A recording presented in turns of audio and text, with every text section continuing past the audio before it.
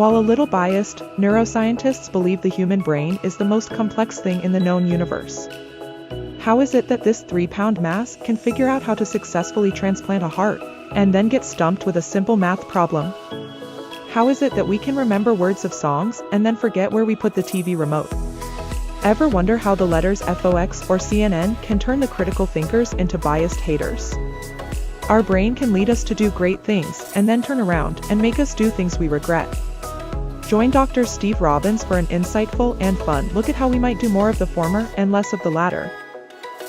A powerful storyteller with a powerful story to tell, Dr. Steve L. Robbins has an uncanny ability to inspire people, even in the midst of disrupting and challenging the ways they think about the world.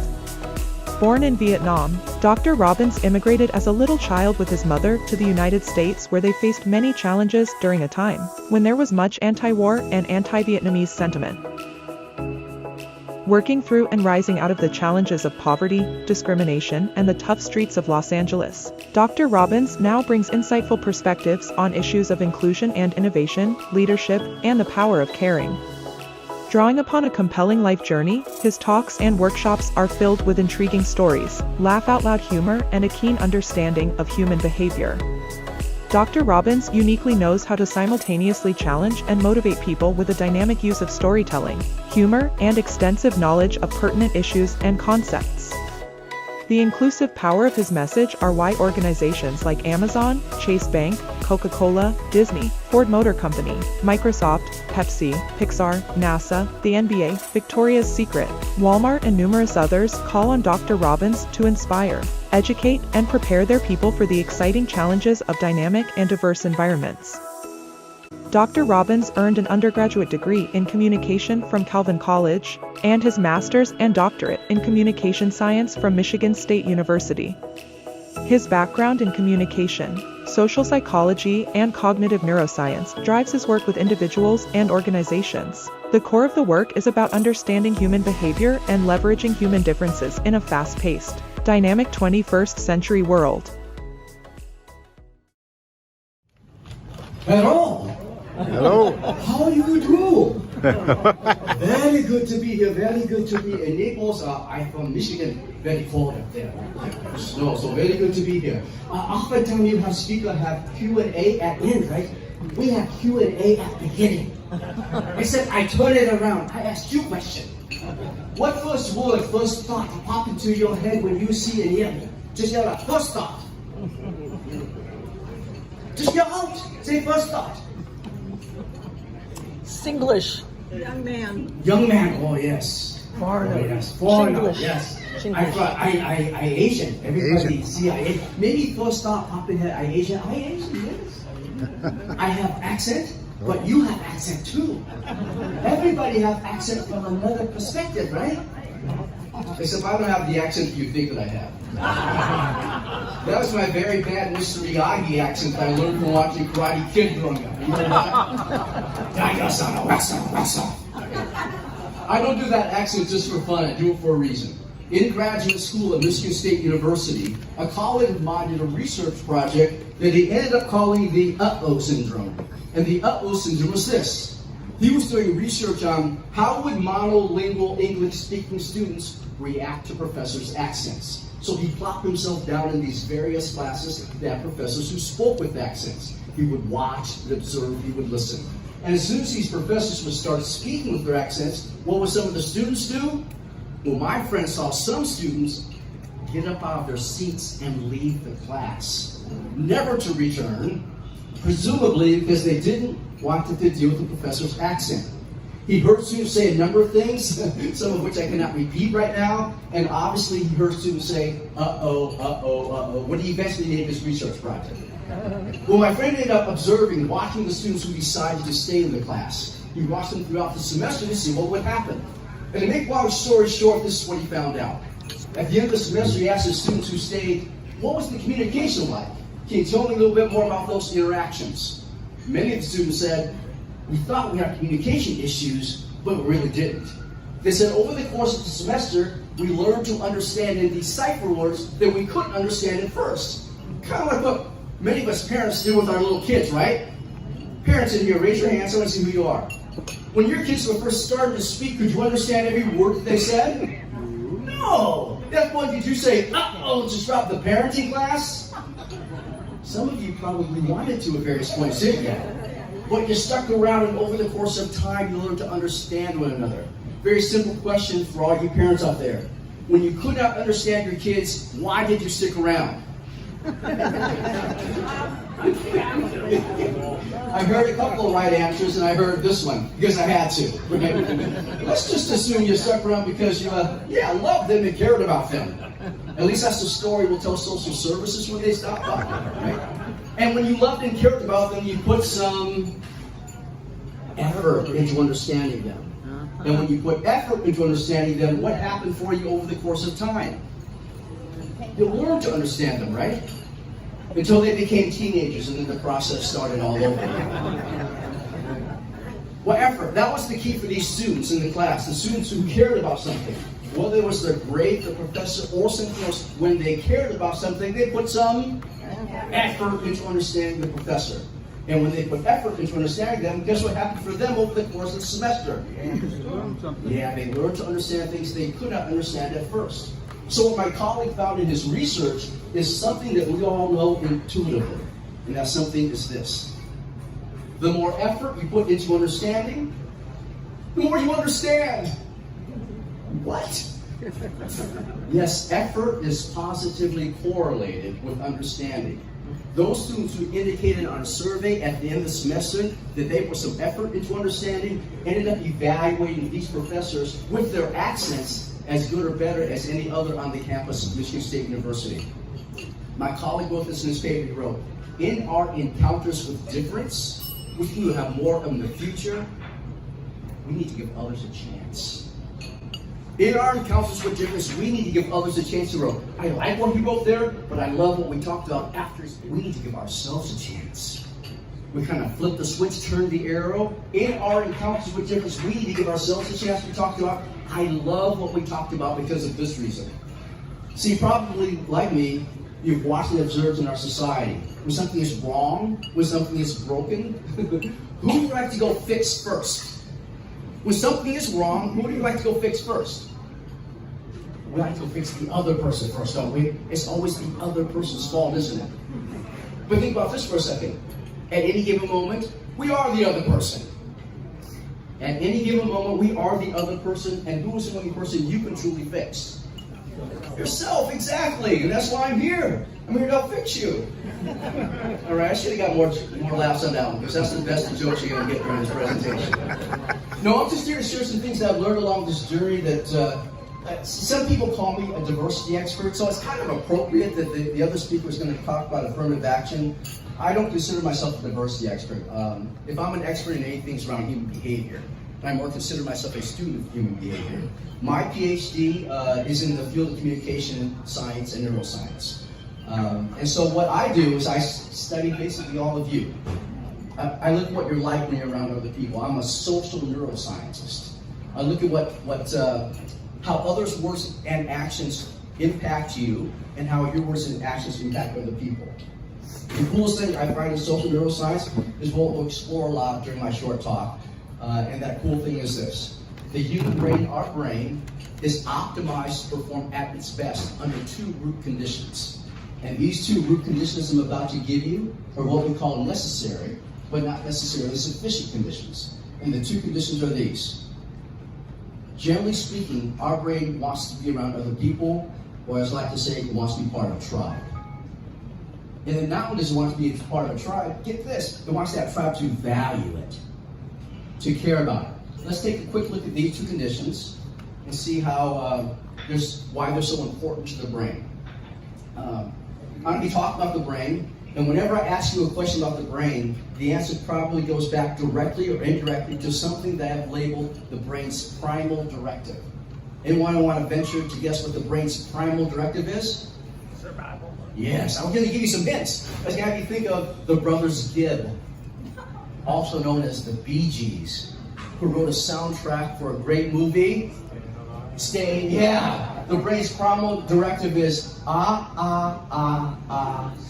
staying alive, right? So whenever I ask you a question about the human brain, if you answer staying alive, you're gonna get it right. And you get extra credit for the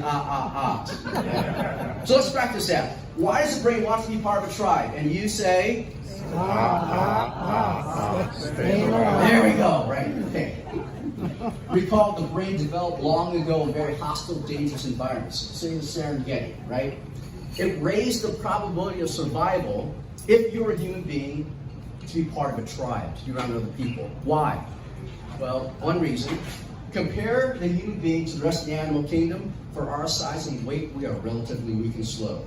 A chimpanzee half our size is 3 times as strong as us. That's not even the strongest of the primates. The gorilla, 15 times stronger than us. And Kong, 1,000,000 times stronger than us. Right? Take a baby deer, it's born. How soon after it's born does it begin to walk and run? Anyone know? Yeah, no. Within minutes they'll be walking. Within the hour, most of, not all of them will be running. Parents out there, how soon before a human baby walks? A year. About a year on average, right? I would give you more examples from the animal kingdom. You could probably think of your own examples, but you kind of get the idea. We human beings, we need others to survive. Not only do we need them in the womb, our mom, we need them as soon as we're plopped out of the womb. And not just for a few more minutes, hours, days, weeks, or months. We need them for another 25 more years, I'm finding out. I have 4 kids between the ages of 20 and 27. So, we want to be part of a tribe. It doesn't mean we don't want to be alone at times. We want to know that we belong to a group, right? This is why this group is so important for many of you. But have you noticed you can be part of a tribe, be around other people, and also feel very lonely? See, being alone and loneliness are at times 2 distinctly different things. So now we want to be part of a tribe, we want that tribe to value us, to care about us, to hold us in significance. Why is that so important to the human brain to be valued and cared about? And you say? Stay alive. Very good, you're catching up. You're learning, your brain is working. Okay. Why does the brain want to be valued? That's a piece of survival. Okay. Imagine you're part of a tribe long ago, hostile, dangerous environment. So you're part of a tribe, that first condition is met. That tribe values you, but it doesn't value you that much. You're very low in the hierarchy. Under those conditions, what happens to you when the tribe starts to run low on food and water? You're one of the first to not get food and water, right? What happens to you when the tribe starts to dabble in sacrifice? You're one of the first to be experimented on, aren't you? One of the first to be thrown off the island, so to speak. So, to be part of a tribe that valued you a great deal, raise the probability of survival. Take those 2 conditions, add on some other factors, sprinkle in a ton of time, and what you get is this. The brain is hardwired to belong. The brain is hardwired to belong. If I had time, I would show you the areas of the brain that light up when you don't feel like you belong. When you've been embarrassed by somebody, when you've been bullied. Put it simply this, the pain centers in your brain light up.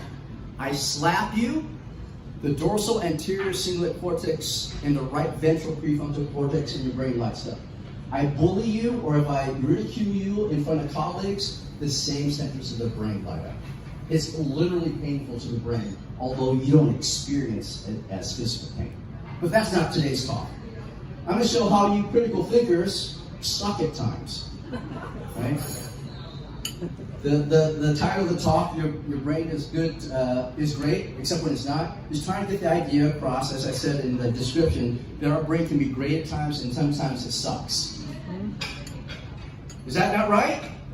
Yeah, so let's look at that. Now I'm going to teach you some things about the brain. Before we get into the brain, I have to warm your brain up because the brain is pretty complex and your brain, after a long day, has to be woken up again to process the complex information. I used to be a college professor. I'd have these 8 o'clock morning classes where students are rolling kind of sleepy or kind of drunk, often a combination of both. And I had to find a way to wake up their brains. Very easy for me, I just gave them a simple math problem. So we're going to wake up our brains doing a simple math problem. For those of you who are mathophobic, do not worry, it's very easy. It's simple addition. I'm going to give you a series of numbers to add up. Add them up silently in your head. Don't do it out loud. Don't do it on a piece of paper. Do it silently in your head. And then when I ask you for the answer, then yell it out. Got it? Again, silently until I ask for the answer. Very easy stuff. You're going to add up a bunch of rounded numbers. There's no decimals, no fractions. If there's ever going to be a time you're going to get a math problem right, this is the time. It's that easy. Okay? So, begin with the number 1,000. Put 1,000 into your head. Let's start there. Again, silently until I ask for the answer. To that 1,000, add 40. Add another 1,000. Add 30. Add another 1,000. Add 20. Add another 1,000. Add 10. What's the answer? 5,000. Raise your hand if you got 5,000. Raise your hand, happy. Yeah, if you got 5,000, that tells you your brain is working. Give yourselves a hand. Very good, very good, very good. Yes, be proud of yourself. Now let's see if your brain is working correctly. Before I had you add 10, you arrived at 4,090. Is that not right? What's 4,090 plus 10? 0 plus 0 is 0. 4,100. Oh, man. Many of you suck at math. I just showed you how your brain sucked. Wow. Do not worry if you got it wrong. I do this all around the world to many different audiences. It doesn't matter if it's NASA engineers or Disney Mouseketeers. Every single time I do it, a majority of people get it wrong. Why? It illustrates something about your brain. It illustrates something about your brain. Based on what you saw here, how a bunch of what I would assume to be relatively smart people when it comes to simple addition, how a bunch of you got this simple addition problem wrong. What might be one thing this illustrates about your brain? What is it always seeking, searching for that helps it with the primal directive of staying alive? Simple solution. Patterns. Your brain is always looking for patterns. Your brain is a pattern recognition machine. It loves patterns. It loves patterns so much, you will find patterns where patterns don't exist. Right? It jumps to conclusions. Patterns are a way for your brain to explain a phenomenon. Think of it that way, right? And sometimes we explain things incorrectly. Think about that for a second. Critically think about that for a second. Okay. Let's look at a couple reasons why your brain loves patterns so much. There's multiple reasons. We're going to get two main ones. We're going to ask the question, why does your brain love patterns from two different perspectives? You probably know if you ask a question from multiple perspectives, you're likely to get multiple different answers. So the first perspective, we're going to ask it from a psychological perspective, then we're going to ask it from a neurobiological perspective. The difference between a psychologist and a neuroscientist, and there's overlap, but there's one big difference. Think of it this way. Psychologist studies the mind, the neuroscientist studies the brain. Think of it as software versus hardware. Okay?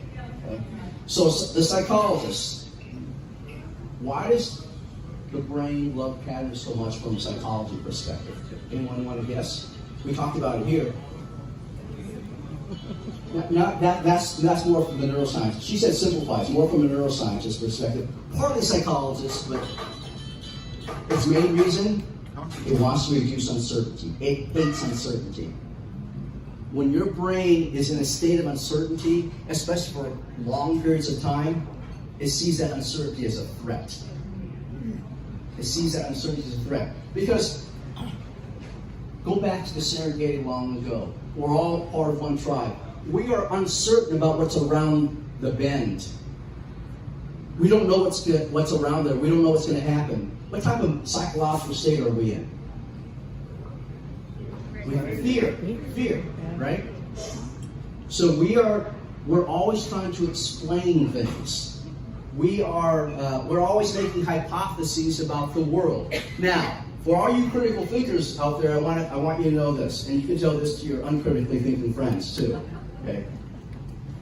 We tend to believe that we walk into the world, grab data and information, think critically, and then draw conclusions from the data and information, right? And what the research says is this: We walk into the world with a story that we've created or have been given, and then we try to confirm the story. We look for data and information that tries to confirm that story. It's called confirmation bias. We have a bias to confirm things. We have such a bias to confirm things that we have to teach people how to think critically. Right? The brain does not think critically naturally. You have to teach it to think critically. That's why we created this thing called the scientific method, the Socratic method. Right? Researchers out there, as a trained researcher, when I create a hypothesis, I am trained, my brain naturally wants to confirm the hypothesis. Meaning, if A happened, if I hypothesize that if A exists, A occurs, and B happens, my brain goes, let's confirm that. As a trained scientist, what do? We try to disconfirm hypothesis. We try to find the data that disconfirms what we actually believe. And if we can't find enough data to disconfirm it, it suggests that my hypothesis might be true. Oh, by the way, we never say that the data prove anything. We always say the data suggest, because we never have full data. And there could be data out there that we don't have that show us that we're wrong. So we always say we suggest, the data suggests. Does that make sense from a psychological perspective? Okay, now, from a neurobiological perspective, why does our brain love patterns? Simplified, but it's actually a shorter answer. One word answer, 4 letters. It's kind of like Wordle, but easier. Right?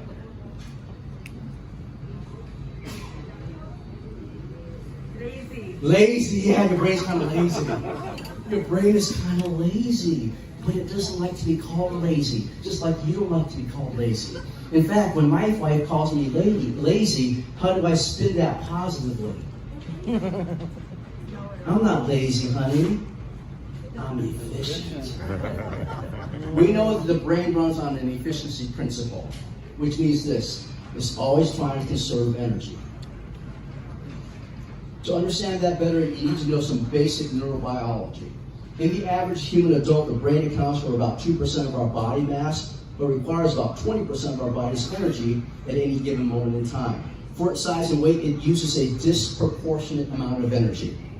And this is not fake or imaginary energy, it's energy in the form of glucose. Your brain primarily runs on sugars. Processing information requires energy, requires glucose. Thinking requires energy. How many of you have had these days where you start the day refreshed, you're energized, you go throughout the day and do nothing really physical, but end of the day completely exhausted? How many of you have those days? You're probably on your second day this week that way, right? Because thinking requires energy. But with that said, you cannot lose weight by thinking really hard. I know some of you are trying to think of a lazy way to lose weight. Okay. Now, theoretically you could, but none of us probably would get to that point. They did a cool study, though, to show that when they studied chess masters playing in a high-level chess tournament, and what they found was this. These chess masters who played against other chess masters, they burned as many calories, used as much energy as a marathon runner running a marathon. So when people say they are mentally tired, mentally fatigued, that's a thing. And what are you like when you're mentally tired? You're kind of sucky. You simplify things. Now let's show how you're sucky. Parents out there, raise your hands again. And whenever I give you an example of how you sucked, it started because I sucked first. Okay? How many of you have the parents out there? The scenario is this: you're having breakfast with your kids. You're in a happy mood. You're energized. During breakfast, one of them spills milk all over the floor. Glasses everywhere, milk is everywhere. When you're happy and energized, how do you respond in that situation? Yeah, you're right. You're like, buddy, that's an accident. Accidents happen. Let's clean that up and get you off to school, right? That's you in a happy, energized mood. Now, you go through the day. You've had to deal with people, right? You're tired. You get home. You're having dinner with your family. During dinner, one of the kids spills milk on the floor, glass, milk everywhere. When you're tired, now what do you like? How do you respond to that situation? You were adopted. Twice. Want to go for 3? See, you're very different, right? In the words I use with my clients, you go Hulk. I don't have time to get into it now. With the ability to remain Dr. Banner and not turn to Hulk relies on this thing we call impulse or cognitive control. And impulse or cognitive control requires energy. That's why it's easier for you to resist a piece of chocolate cake at 9 o'clock in the morning, but not 9 o'clock at night.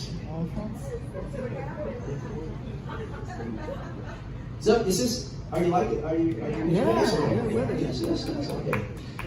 So this all makes sense, right? Okay, so let's learn some simple things about the brain. You don't have 2 years to study the brain, so I have to simplify things for you. I want to show what's going on in your brain in a very simplified manner. Go back to the math problem that many of you got wrong. Right? You started that math problem using what I have labeled your modern brain.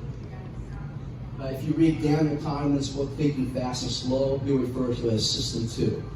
Okay? Your modern brain is your frontal cortex, is your executive center.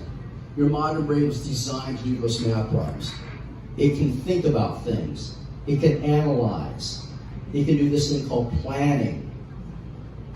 Right? And it can do these things, especially planning, because it has this other uniquely human skill, metacognition. Anyone know what metacognition means? It's thinking about thinking. Exactly, it's thinking about thinking. Simply put, you can think about your own thoughts. You're self-aware. You can reflect upon your own thoughts. Metacognition allows us to live in the present. We can think about our thoughts right now. But get this, metacognition allows us to think about the future. We can conjure up scenarios that have never existed before and evaluate them before they happen. That's what business people do when they do set goals, right? That's what movie makers do when they create movies like Marvel or Star Trek. Things that never existed before, they create them in their head and put them on film for us, right? But we can also live in the past because of metacognition. We can recall situations we've been in, like a vacation we've taken, a time we played tennis with some old guy, and evaluated that scenario.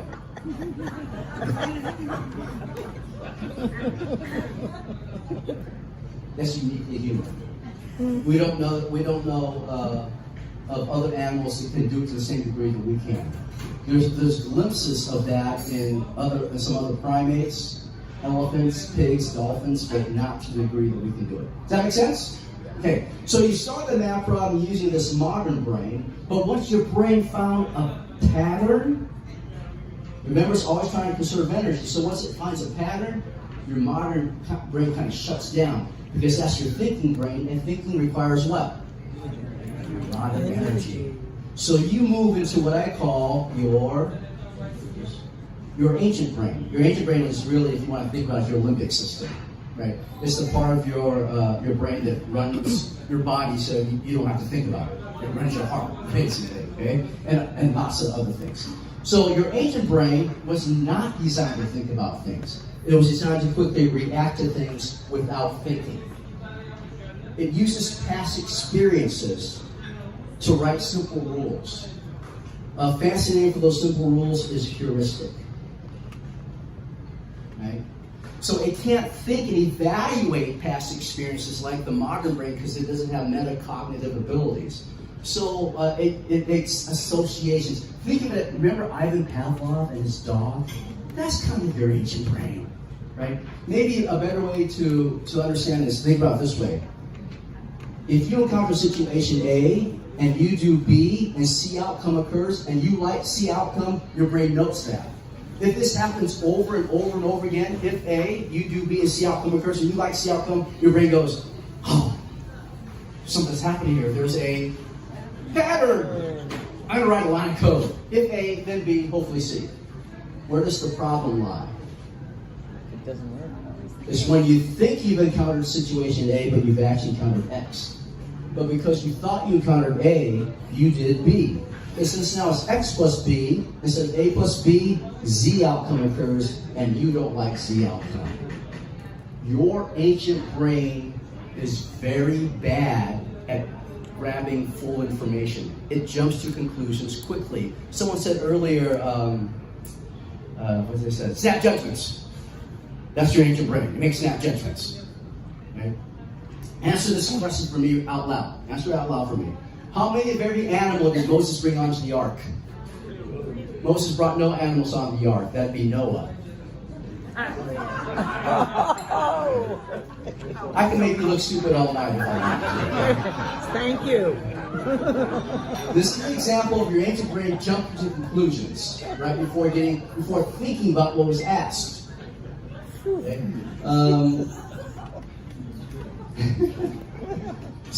We're going to say this word out loud 10 times. I'll ask a question, you answer very quickly. Just answer quickly. Don't think about it. Just answer what pops in your head. Okay? Are you ready? Again, we'll say it out loud together 10 times. I'll ask you answer. I want to hear you out loud. Here we go. White. Why do cows drink? Wait, no. Cows don't drink milk. Oh. What do cows drink? Water. And you're the center for critical thinking?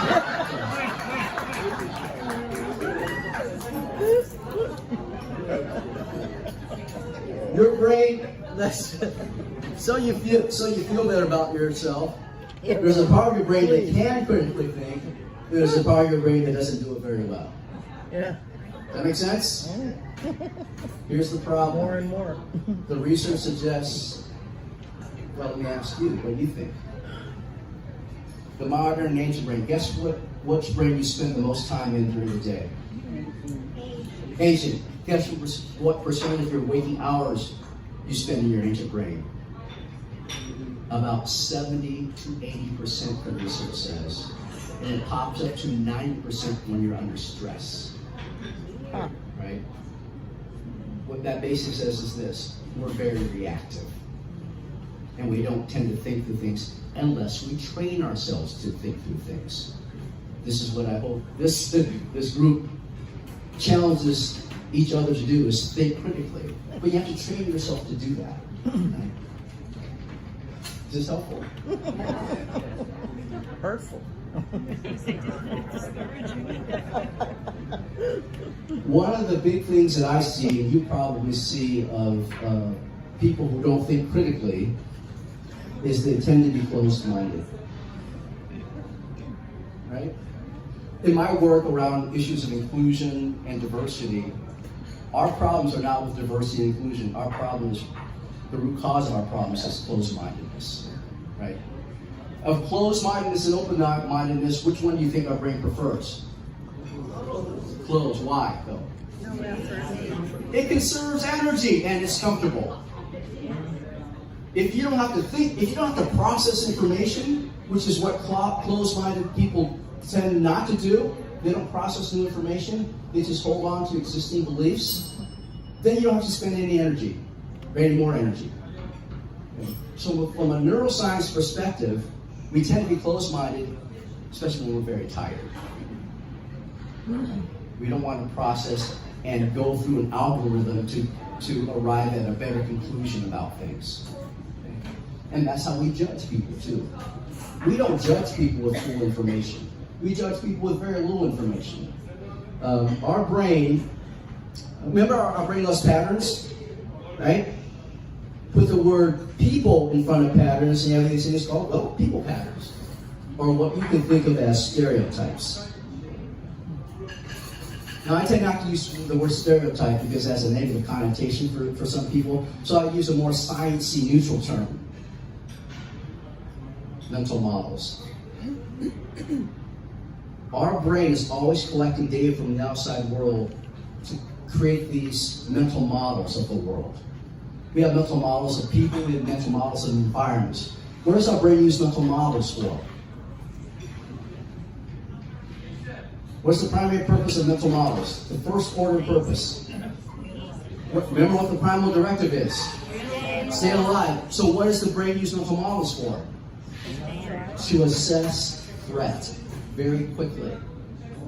So when you encounter something, unbeknownst to you at a conscious level, within less than 0.25 seconds, your brain has judged and evaluated the thing that you just encountered. But here's the deal though. The ability to judge and evaluate things you encounter does not guarantee that you'll do it well. Just because you can do it doesn't mean you'll do it well. A lot of the wellness of a judgment or an evaluation is highly dependent upon the data contained in the mental model. Where'd you get that information about this thing you're judging? If you're always watching Fox, or if you're always watching CNN, you don't have full data. Now watch both and be a critical thinker while you watch both. I just gave an assignment to a leadership group I'm working with. I told them, because they're working on their self-awareness, right? Plus, which is something wrong to work on. I asked them to watch the opposite news program that they normally watched and write down what they're thinking and feeling as they listen to the anchor. Right? That's a practice of self-awareness. And then I asked them a second question. I asked the second question. What if they were right? What if the anchor was right? I'm just forcing them to step out of their comfort zones. Right? It's a good practice for all of us. Because the only place you can practice open-mindedness is outside your comfort zone. Within your comfort zone, everything is familiar to you and comfortable.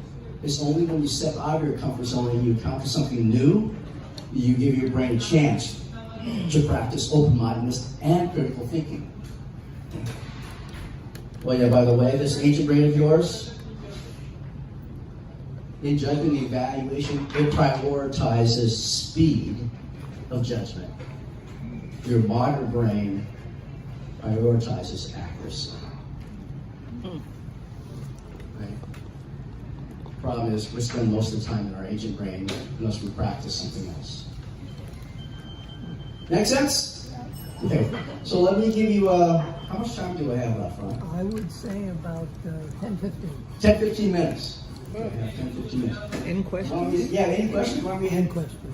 I want to leave 5 minutes for sharing why I do what I do with you. But any questions at all?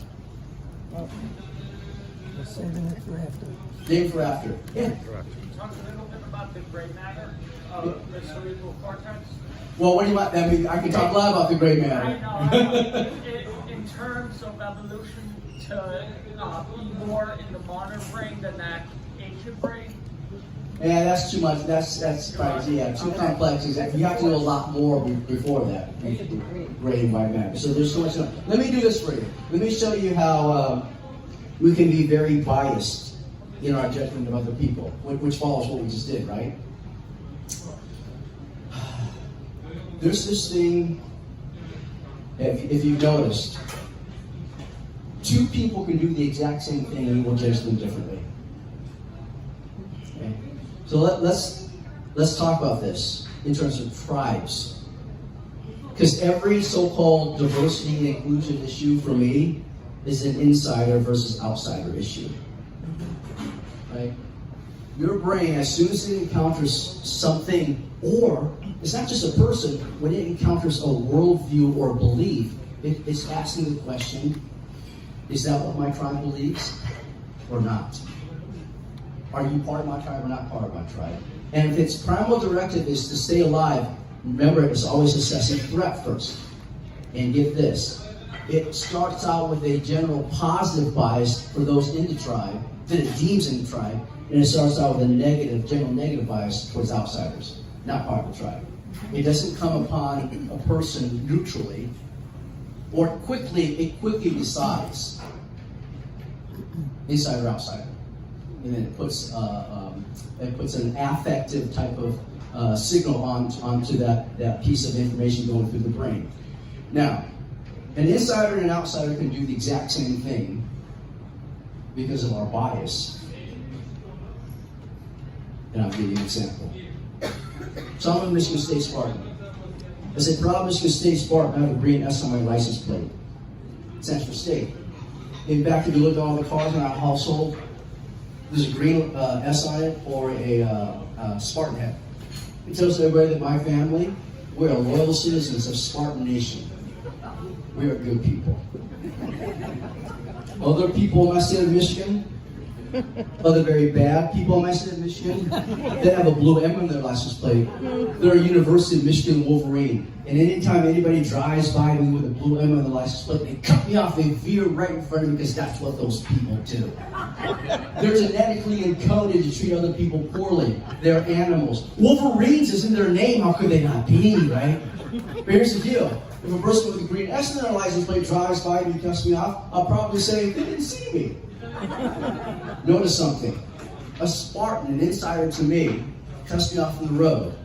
A Wolverine, an outsider, cuts me off on the road, and I give different reasons for why they do so. Why does a Wolverine cut me off on the road? It's because they're idiots. That's actually true, though. I know I kid with you a lot, but that's true. Right? And you have the time to do it. Why does a Spartan go down the road? They can see me. All else being equal, our quick ancient brain reaction for when an insider and outsider do the same thing as this, we tend to be much more harsh and critical of the outsider and much more lenient and benefit and doubters for the insider. Okay, well, what are we going to do about that? Well, we're just getting rid of Michigan people. No, let me give you one more example. An outsider is on welfare. Why is the outsider on welfare? Lazy. Because they're lazy, they don't work hard enough. An insider is on welfare. Why is the insider on welfare? Bad luck, poor economy, COVID. I want to remind you though, that's your ancient brain making the quick reaction, the quick judgment. What happens if you train yourself to bring the modern brain online, the thinking brain? This might happen.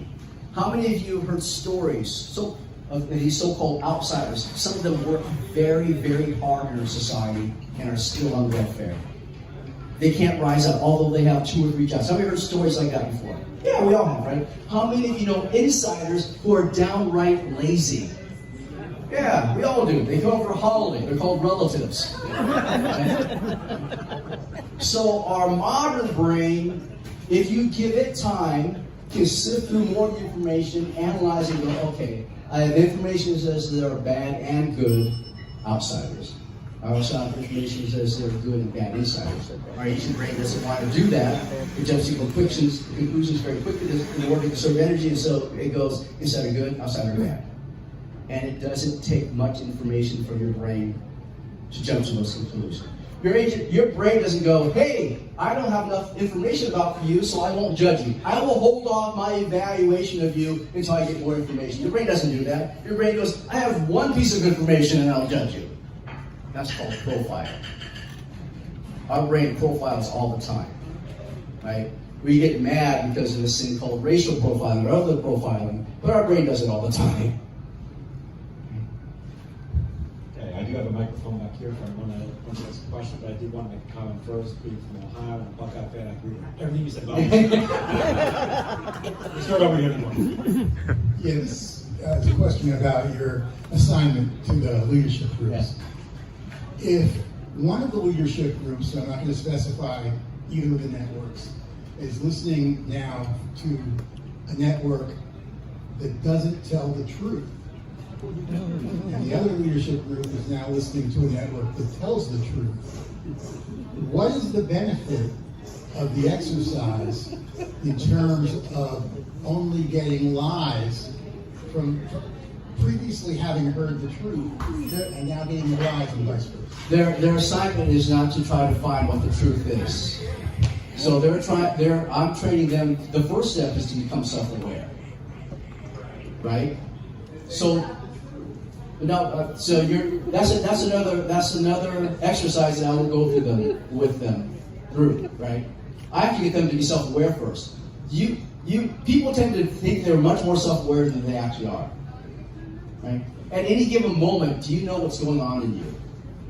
Do you know the thoughts in your head, the emotions you have? Because whether you know them or not, they bleed out in what you say and what you do. And you may say the right words with the wrong facial expression. And you didn't even know you had the facial expression. So I'm not there yet. I'm not there. Here, I'm just trying to get them to be self-aware. The next step is this. Here's how I get people to practice open-mindedness. I ask them to ask 3 questions when they. Okay, the scenario is this: you've encountered somebody who's expressed a worldview of belief that causes you much cognitive dissonance. You don't like it, right? So first of all, be aware of your dissonance, that you've just been, as we would say, triggered, right? Then ask yourself 3 questions. And this is an exercise to help you become more open-minded, to listen, right? The first question is, what journey did they walk? What experiences did they have? What day did they pick up on their journey that led them to this conclusion? This is a practice in external curiosity. And curiosity is the great attribute of an open-minded person. Okay? So what journey did they walk? You're just trying to figure out what day did they have, right? Here's where you have to suspend your ancient brain judgment and use your modern brain to go, let me just explore this. The second question, very similar. What journey did I walk? What experiences did I have that led me to such a different conclusion about the world than theirs? This is a practice in internal curiosity or introspection. And I find that very few of us take the time to do regular introspection. Very few of us take the time to ask ourselves, why do I believe the things that I believe? Do I believe them because I did some research, collected data, thought about it for a while, asked other people from different perspectives what they thought about it some more, and drew a conclusion? Or do I believe it because someone I like said it? Have you noticed, especially in our world today,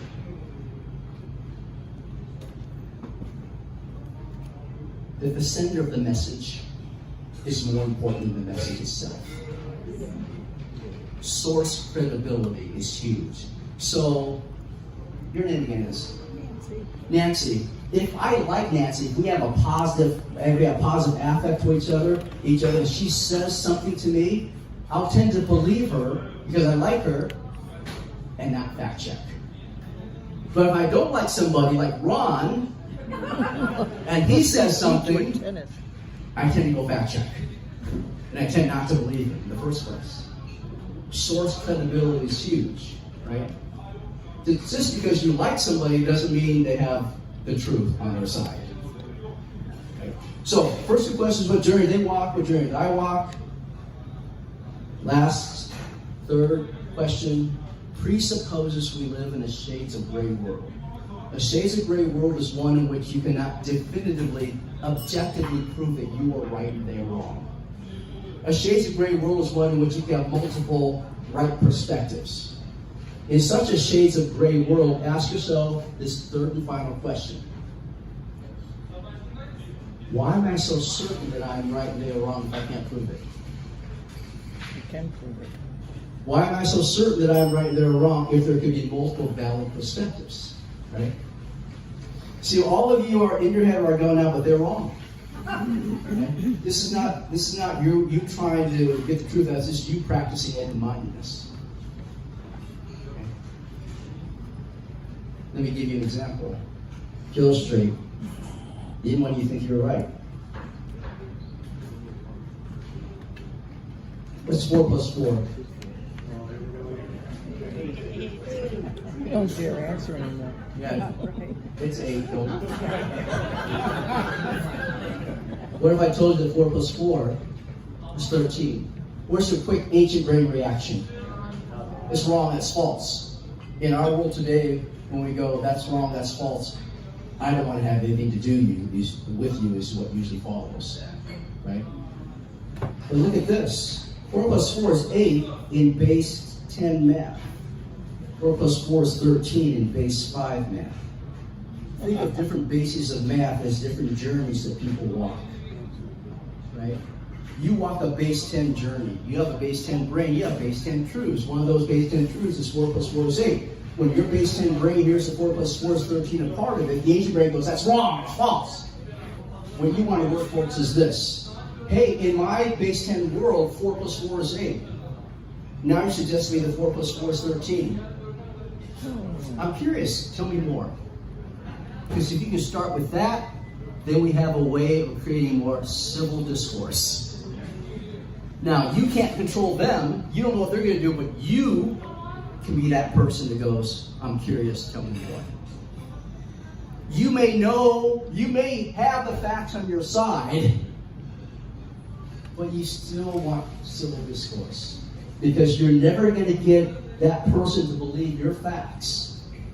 That you have, let's say you do have the truth on your side. You will never convince them if you don't have a positive relationship with them. Let me offer this one last thing before we go to another question. Never try to go change somebody's mind. First of all, you can't. They have to change their own mind, right? You may give them information that creates a different context for them, and they have to use other information to come with a conclusion, but you can't change their mind. And you won't even have a chance of them changing their mind with your influence if you don't have these two things in place. Do you have a positive or at least neutral relationship with them? Neutral relationship with them. And secondly, do you see any willingness in them to change their mind? If those things aren't in place, it's a waste of time. In fact, it's worse. Why? Because what they will do is they will double down on their position. It's called a double down bias. If I challenge you and you don't like me, you are forced to dig in your feet to defend your position. We call it motivated reasoning. You will use energy to prove that I am wrong. That's scary, isn't it? So, you gotta have these two things in place. We're going overtime. Is that okay? You're nowhere near. You're now into the next phase. Oh, on the next phase. Okay. I've evolved. You're good. Yeah. My question is, how does a person that has what we consider a oppositional defiance disorder, how do they factor in on all this? Is there any way to? Unless you're their therapist, just leave them alone. This is a waste of energy. It's a waste of your energy, and what you'll do is you're going to anger. And all anger does is will make you a sucky person. Just still leave them alone. Right? 8 years old. Love them.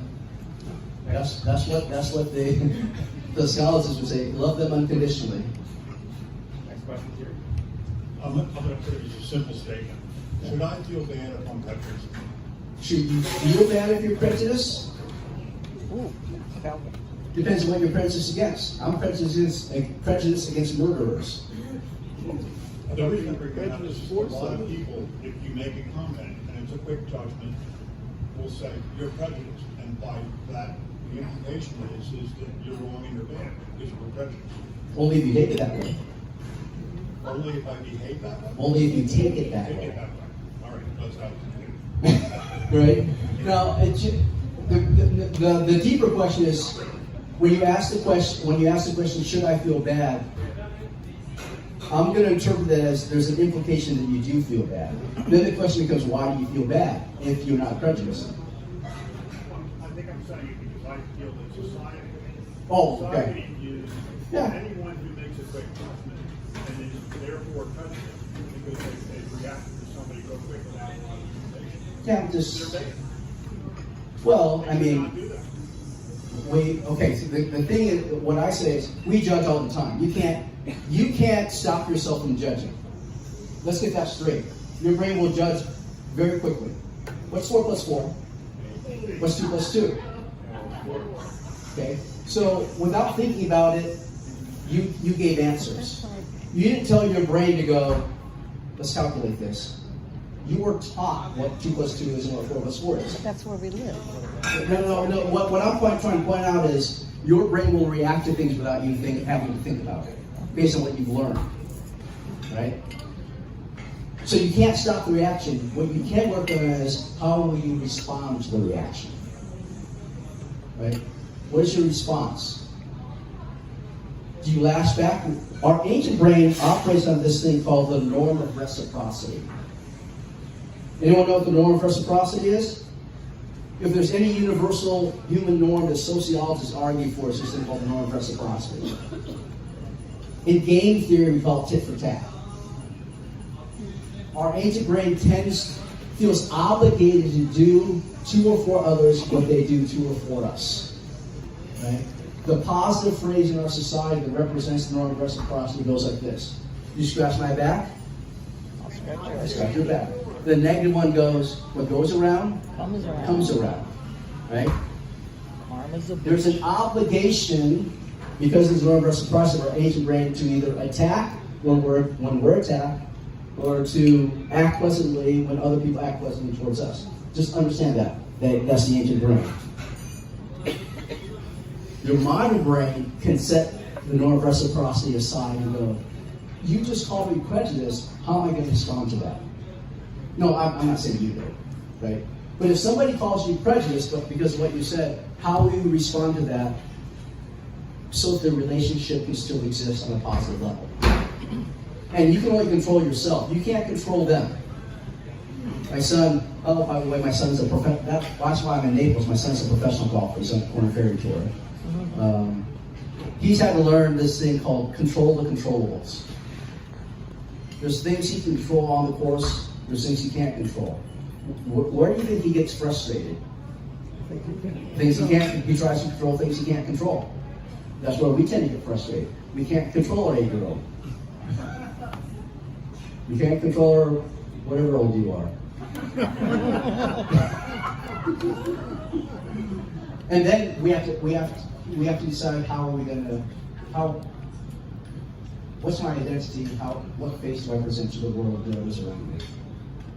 If you let other angry people cause you to get into a state of anger and you're not really an angry person, you just allow them to control you. Okay, we have 3 more people in the queue right now. All right. Go here. First, I want to thank you for a wonderful talk. Oh, thank you. Really helpful. Well, I think I want to challenge you about something you said about open-mindedness. Yeah.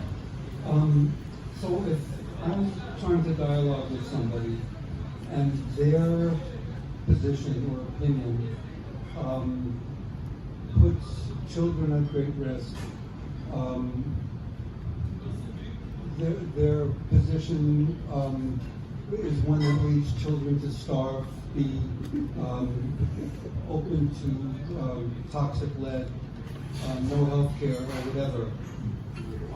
I can examine where they're coming from, and that will help me understand why they think what they think.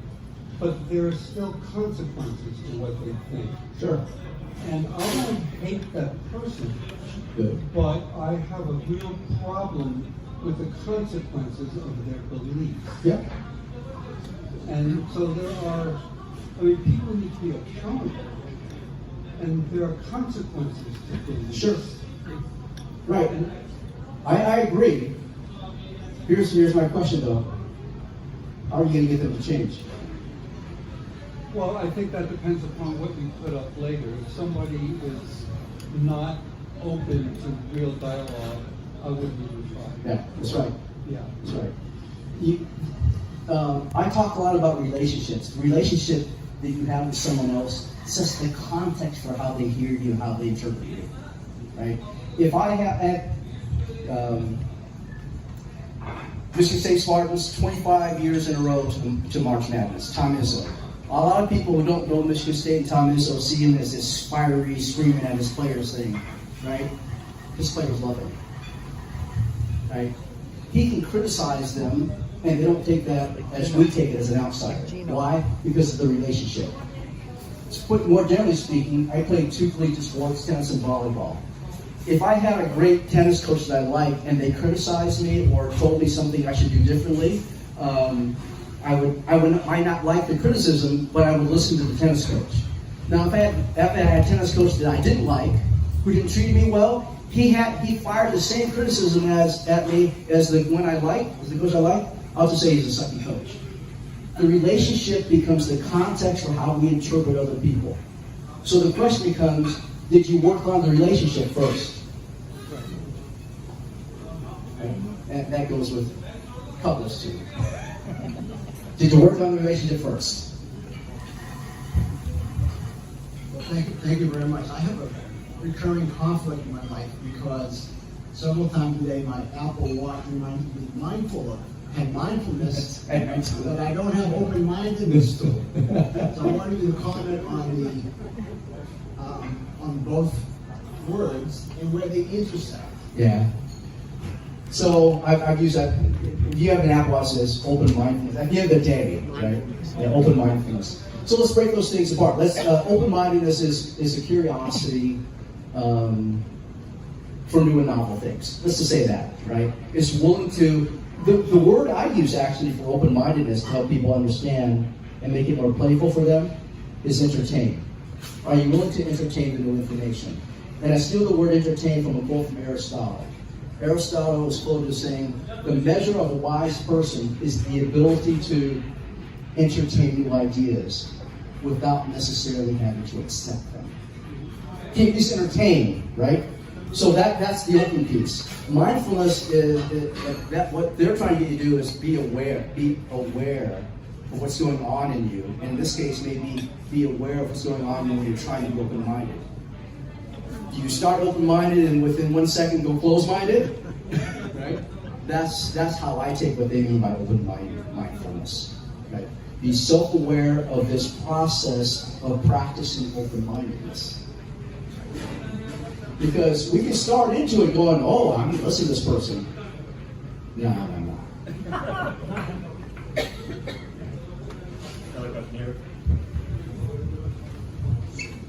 What I'm struggling with is, and it could be that I'm not hearing you right, that basically truth and morality is subjective.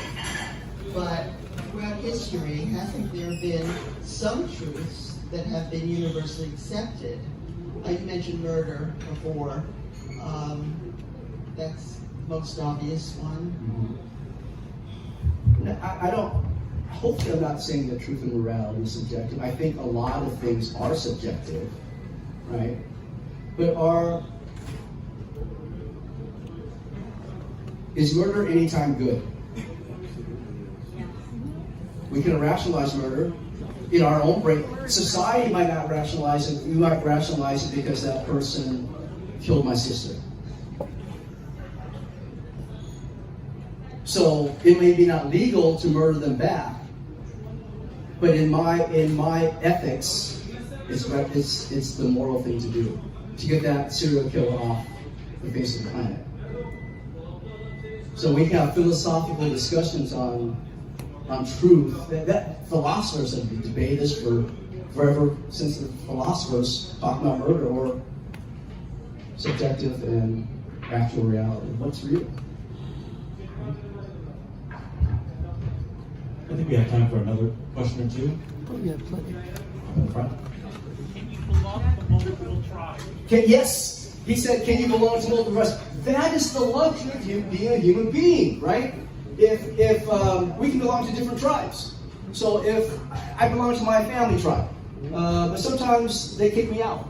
Right? And those occasions I go down to the golf club and join my golf club tribe, or my tennis tribe, or my pickleball tribe, or my critical thinking tribe now. Right? Other animals don't have that luxury. If you're a deer, you're part of a deer tribe. If they kick you out, you don't have a bowling deer tribe to go to. Right? So we have the luxury. So what happens is in a workplace, if you don't feel like an insider and people kick you out, what you're doing is going, I'm going to prepare my resume for my next job. Or you put up with it and go, I'll find another tribe that I value. I'll just put in my time here and not work my hardest.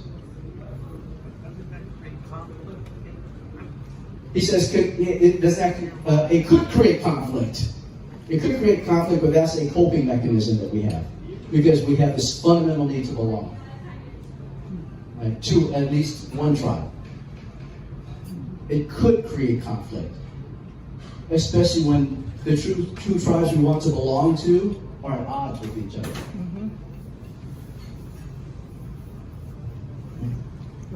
One more question, and I want to share my story. We have more questions after that, but I do want to share my story. So you kind of get a human wrap around what I'm saying. Okay. Is that okay? Good. Okay. So I was born in Vietnam, came to the United States in 1970 when I was 5 years old. In that year, my mom married an American serviceman there, not necessarily because she loved him. She did, but she also married him to take her only son, me, out of a war-torn country. The war was escalating and was becoming more dangerous where we lived. So my mom marries this serviceman to take us to the United States. But in making the decision to marry him, she simultaneously makes the decision to leave our whole family behind. It would just be my mom and me. My grandmother, aunts, uncles, cousins could not come. That pained my mom a great deal. It pained me, but I was just 5. It pained my mom a great deal to leave family behind. To offset some of that pain, and to try to give us both hope as we're flying across the oceans to the United States, my mom tries to teach me some things that she had learned about the United States as she was growing up. She tried to teach me great concepts embedded in words that I think all of us know, most not all of us know, words that sound like these. We hold these truths to be self-evident, that all men are created equal, that they're endowed with the Creator with certain unalienable rights, that among those rights are life, liberty, and the pursuit of happiness. Right? She tried to teach me great concepts embedded in our Declaration. She tried to teach me the place we're going, called the United States of America, was one of very few places across the globe where you come with nothing except for the shirt on your back, but end up with something if you worked hard enough. She left out the part about it's good to know people too, right? Because membership has its benefits. Tribe. Tribe. What tribe you're related to and have access to has great impact on your opportunities in life. And just to set this straight, we don't live in a meritocracy. The research shows it. A meritocracy is what? Simply put, it's you work hard, you get rewarded for that, right? Do you see people who work hard and not get rewarded to the extent that they should be rewarded? Do people not work hard and also get rewarded? Yes. Yeah. How did George Bush and John Kerry get into Ivy League schools in Seattle just out of high school? Because they worked so hard for their C's? Connections. We don't live hard. We don't live in a meritocracy. In fact, the research shows this. Where's the single biggest factor that leads us to where we are today in life? It's the word that described our meeting. Serendipity. In science, we call it randomness. You call it luck. Right? Right You didn't place, get to right choose time. what zip code you were born into. You didn't get to choose that 6th grade teacher. The research bears up. Hard work matters. Relationships matter.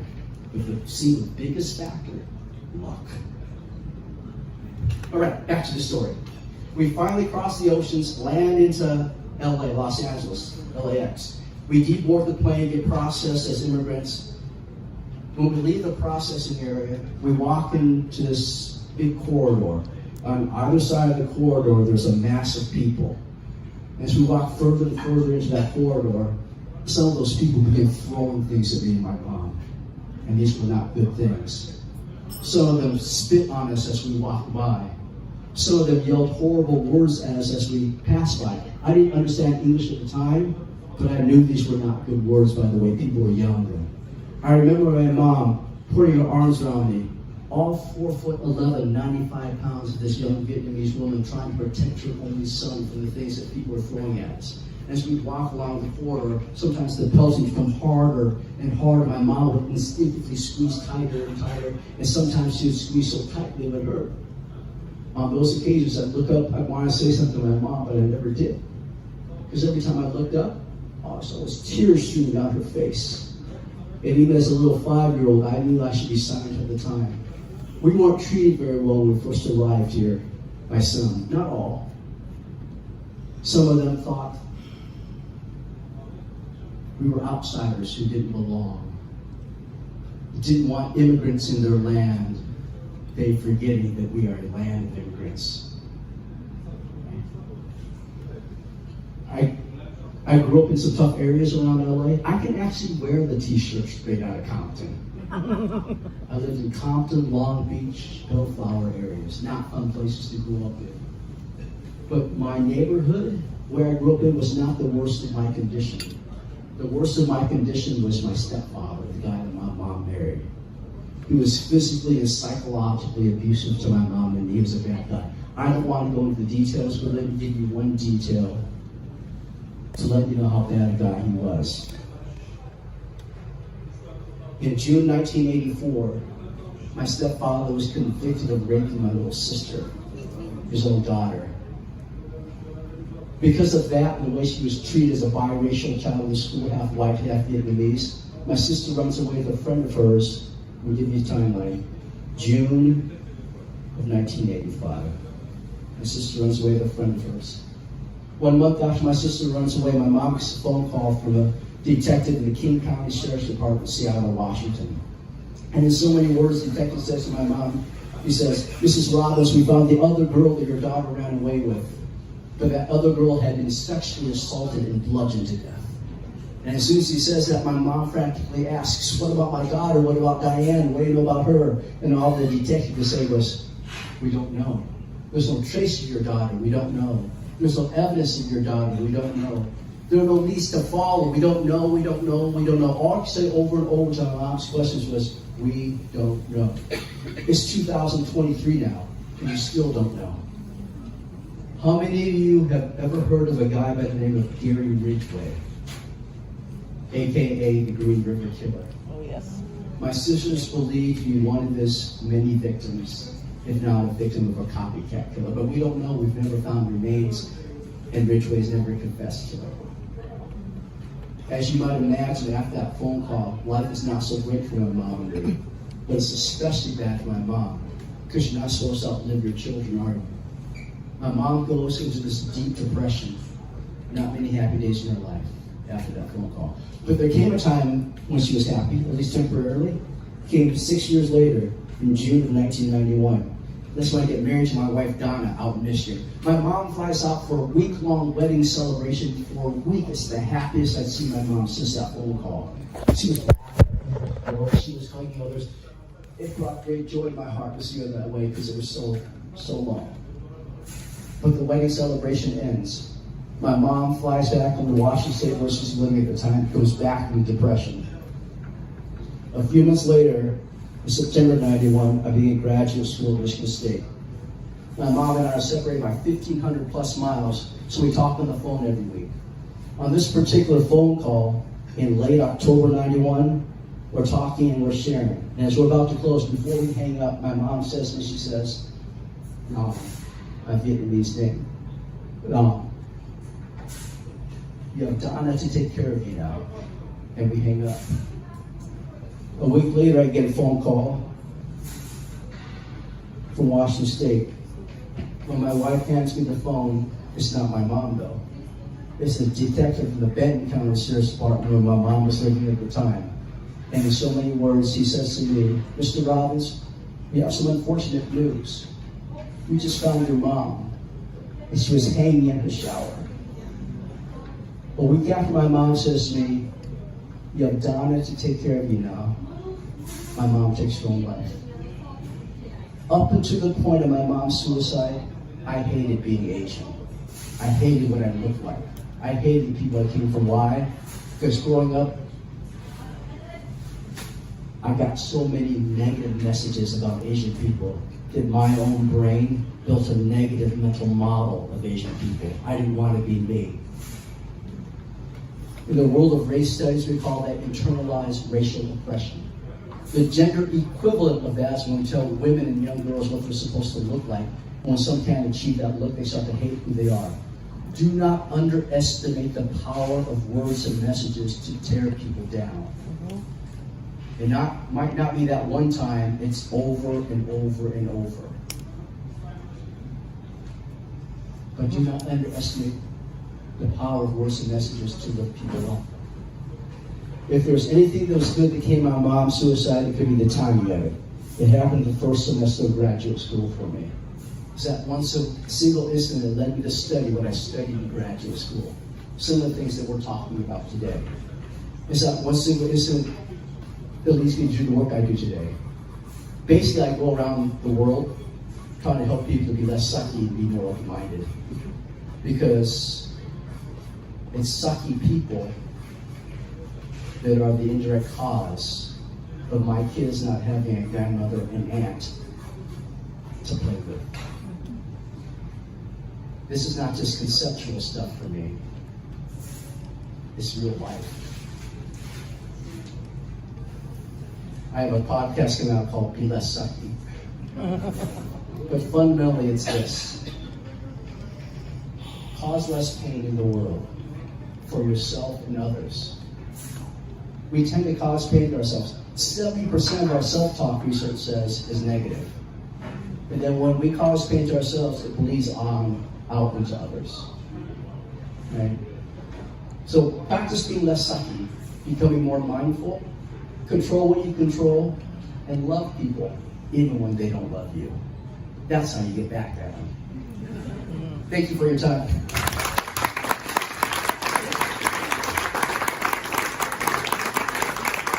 I can do more Q&A too. So.